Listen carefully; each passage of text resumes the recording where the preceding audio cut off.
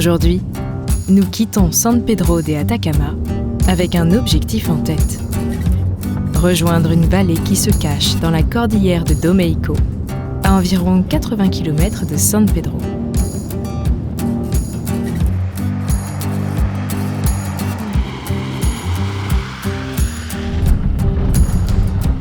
Il est profond celui-là.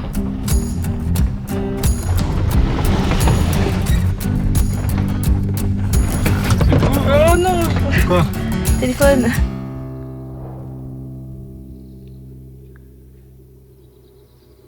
Nous commençons à nous habituer aux couleurs ocre et brunes du désert, mais en découvrant les reliefs de la vallée arc-en-ciel, nous avons compris qu'elle viendrait défier cette uniformité.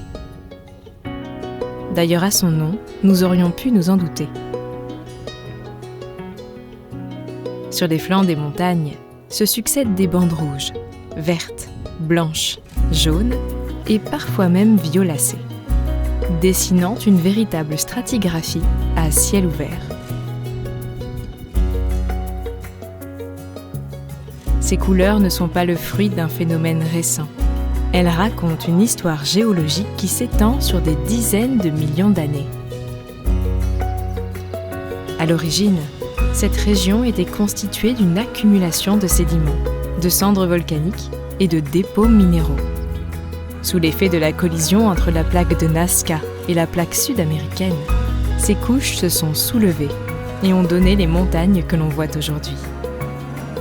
Les couleurs qui apparaissent dans la roche révèlent la composition chimique de ces anciennes couches. Le rouge est plutôt lié à l'oxydation du fer, le vert à certains minéraux et les zones claires à d'anciens dépôts laissés par l'eau.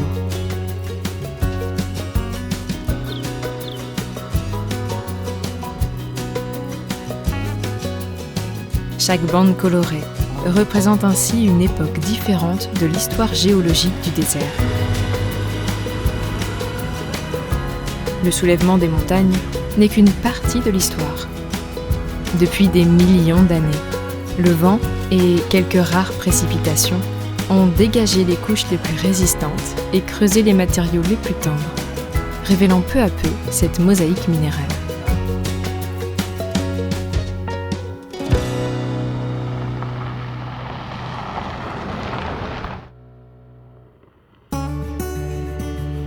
À quelques kilomètres de là, se trouve le site de Yerbas Buenas. Ceci est un pétroglyphe. Bon bah je vous ai dit n'importe quoi. Ceci est un pétroglyphe.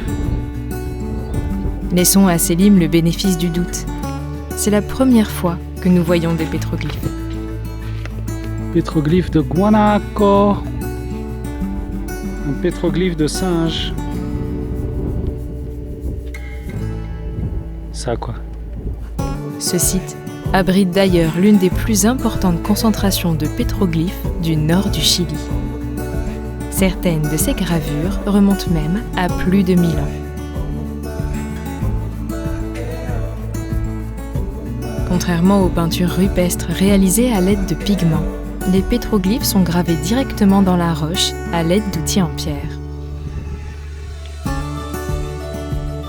On distingue sur les parois de nombreuses représentations, souvent animales, parfois humaines.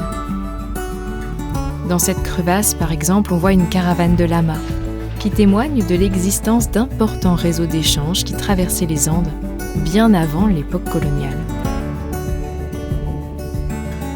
Pendant des siècles, les caravanes de lamas ont relié les oasis du désert d'Atacama aux hauts plateaux andins, ainsi qu'aux vallées plus lointaines.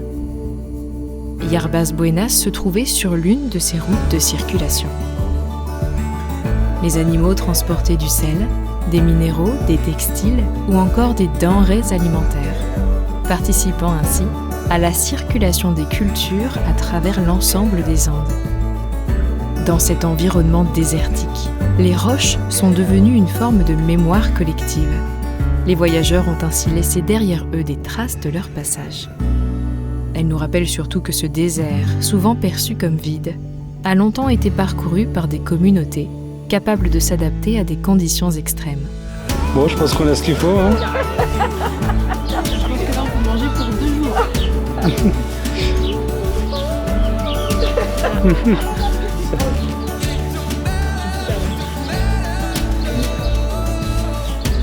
Après cela, nous nous baladons dans les rues de San Pedro de Atacama.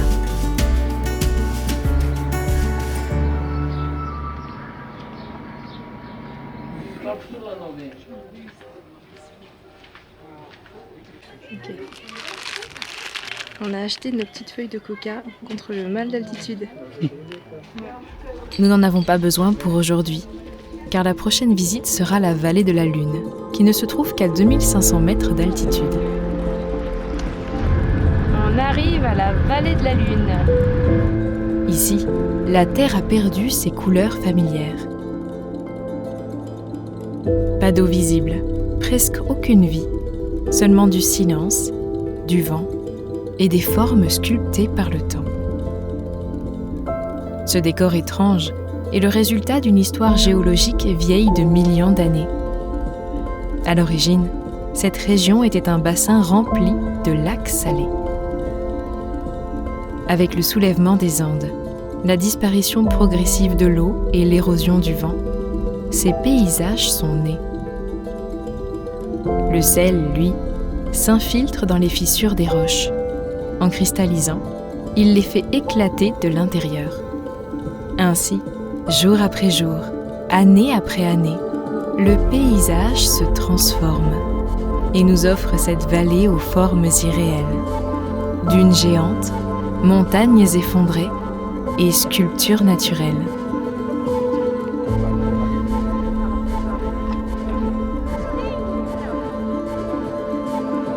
Ce n'est pas un hasard si les scientifiques s'y intéressent de près, car la vallée de la Lune est l'un des meilleurs modèles terrestres de la planète Mars.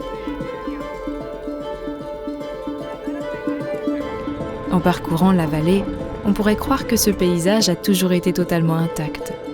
Mais dans cette région du désert, le sous-sol est riche en sel. Et pendant longtemps, les populations locales ont utilisé ces ressources de manière artisanale. Pas de grandes mines industrielles, mais des prélèvements à petite échelle pour répondre à leurs besoins quotidiens. Léa, qui conduit le 4x4.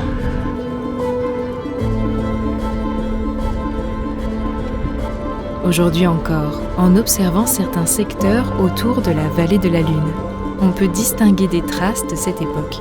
Mais la vallée, elle, est désormais entièrement protégée.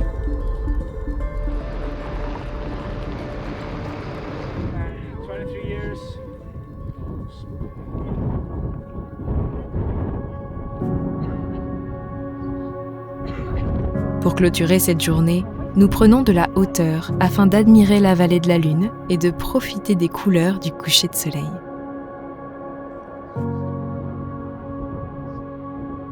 L'accès à ce mirador est compris dans le billet d'entrée de la vallée de la Lune. Au Chili, de plus en plus de sites naturels deviennent payants. Et c'est regrettable de ne plus pouvoir découvrir librement des lieux pourtant façonnés par la nature. Voilà, le point de vue est fermé. Ça c'est chiant. Quand ça commence à devenir magnifique, on nous demande de partir des spots. Parce que c'est fermé. Il y a des étapes. J'entends l'objectif d'entretien et de préservation de ces espaces. Mais des restrictions horaires nous obligeant à partir au meilleur moment du coucher de soleil, ça, je ne le comprends pas.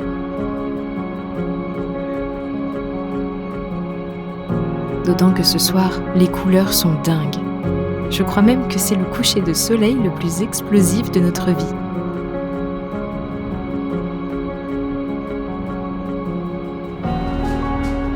Nous n'étions pas les seuls à avoir du mal à quitter les lieux. En urgence, nous avons cherché un autre point de vue. Et c'est de justesse que nous regardons le soleil dépasser la ligne d'horizon et les couleurs s'envoler.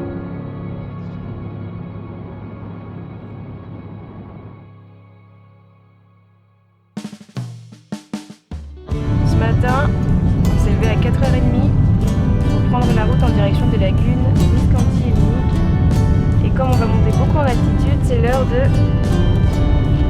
Feuille de coca. Allez, on va voir quel goût ça a. Ça a l'air immonde. Bon, je vais prendre le mien, je vais voir. C'est pas très bon, hein. Tu l'as pris déjà? Ouais. Moi aussi, je trouve ça dégueulasse. Il faut bien essayer quelque chose.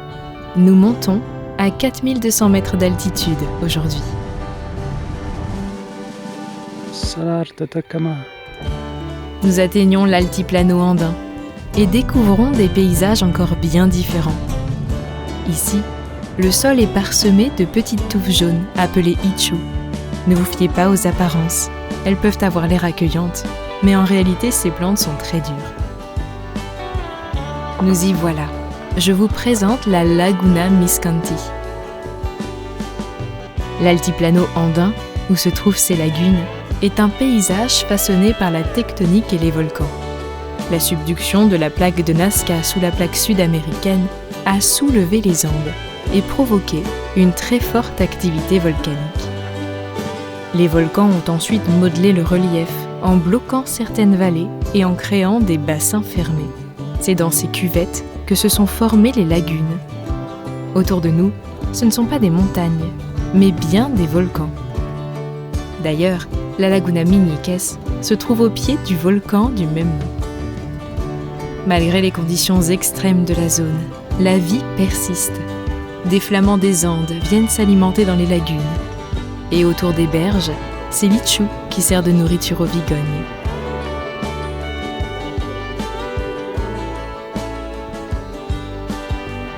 Si vous voulez visiter les lagunes de Miscanti et de Minique, attention, il y a pas mal de règles à suivre.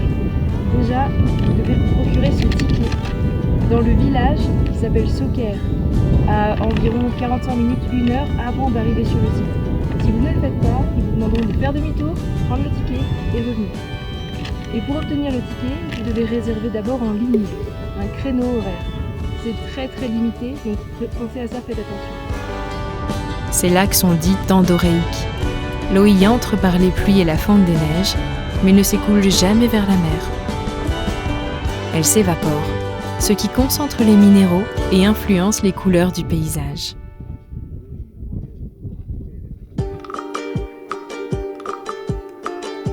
La vigogne est un camélidé sauvage proche du lama et de l'alpaga, mais beaucoup plus fine et élancée. On la rencontre entre 3000 et près de 5000 mètres d'altitude, là où l'air contient près de 40% d'oxygène en moins qu'au niveau de la mer. Son sang, riche en globules rouges, lui permet de bien s'oxygéner. Rien à voir avec nous, pour qui respirer demande un effort à cette altitude. Mais je crois pouvoir dire que les paysages en valent la peine. Nous arrivons au Piedras Rojas. Ces formations rocheuses sont le résultat de millions d'années d'activité volcanique et d'érosion. Les anciennes coulées de lave, riches en fer, se sont oxydées au contact de l'air, donnant à la roche cette teinte rouge.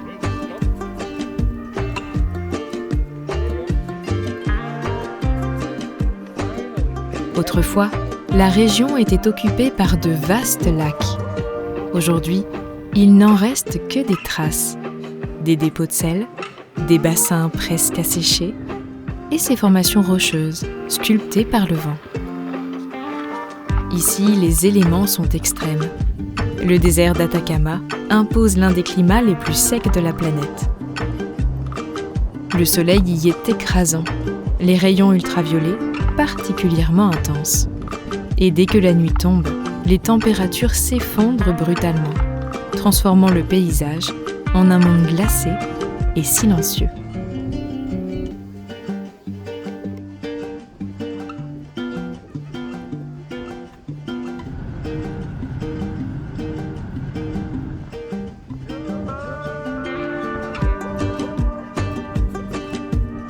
Let's take the cocaine.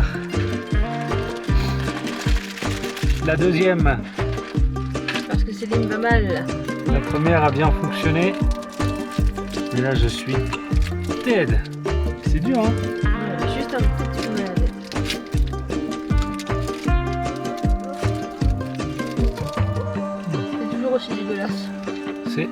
immonde. Oh non.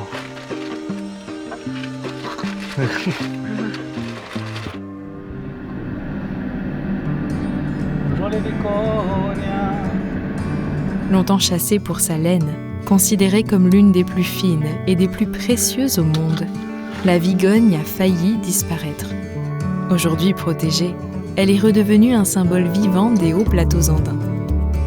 Cette laine exceptionnelle n'est pas seulement un trésor convoité, c'est aussi une adaptation parfaite à cet environnement extrême. Très fine, légère et dense à la fois, elle isole du froid intense des nuits d'altitude, tout en permettant au corps de respirer sous le soleil puissant du jour. Sa laine est si rare qu'elle ne peut être récoltée qu'en petite quantité tous les 2 à 3 ans. Une fibre d'une finesse exceptionnelle, environ 3 fois plus fine que le cachemire.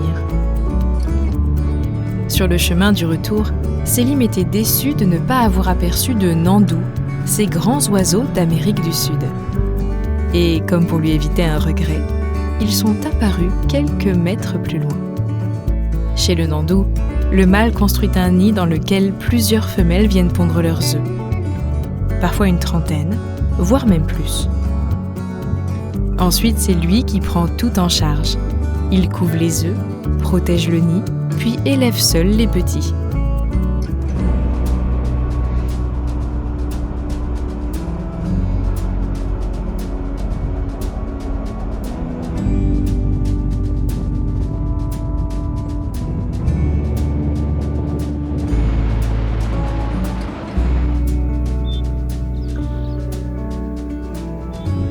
Étant de retour à San Pedro bien plus tôt que prévu, nous en profitons pour explorer plus en détail la vallée de la Muerte. Elle fait partie de la Cordillère de la Sal, une formation née de dépôts de sel et de sédiments. Mais ce paysage raconte surtout une autre histoire, celle d'un ancien monde aquatique disparu. Il y a des millions d'années, la région était occupée par des bassins et des environnements humides, aujourd'hui totalement effacés. Avec le soulèvement des Andes et le temps, ces anciens paysages ont été figés puis sculptés. Le vent creuse, taille et façonne des crêtes et des canyons. Ce paysage de sel et de roches rappelle la planète Mars, à tel point que la vallée est souvent surnommée la vallée de Mars. Sur cette grande dune, on pratique le sandboarding, une sorte de snowboard sur sable.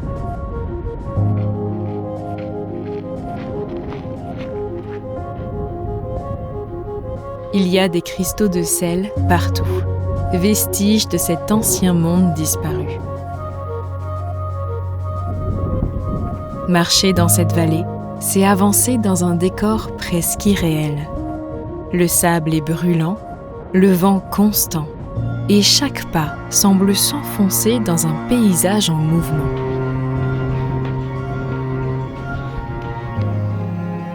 Tout est horizontalité et rupture, alternance de pentes douces et de cassures nettes, comme si le paysage hésitait en permanence entre s'effondrer et se maintenir.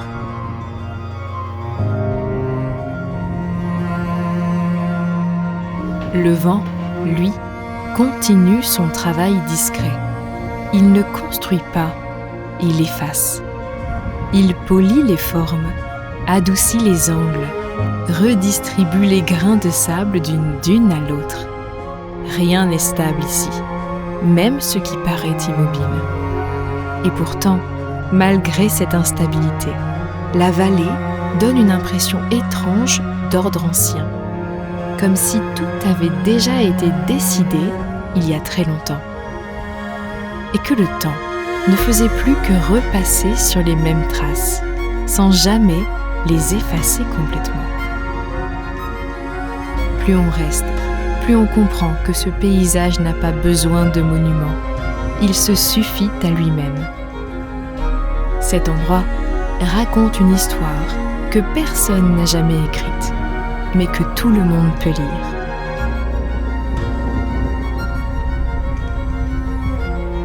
Nous repartons avec du sable dans nos chaussures et du sel sur notre peau. Magnifique. La vallée de Mars. Mais surtout, nous repartons avec des souvenirs incroyables. Le désert d'Atacama n'est pas un lieu que l'on visite, c'est une expérience que l'on vit.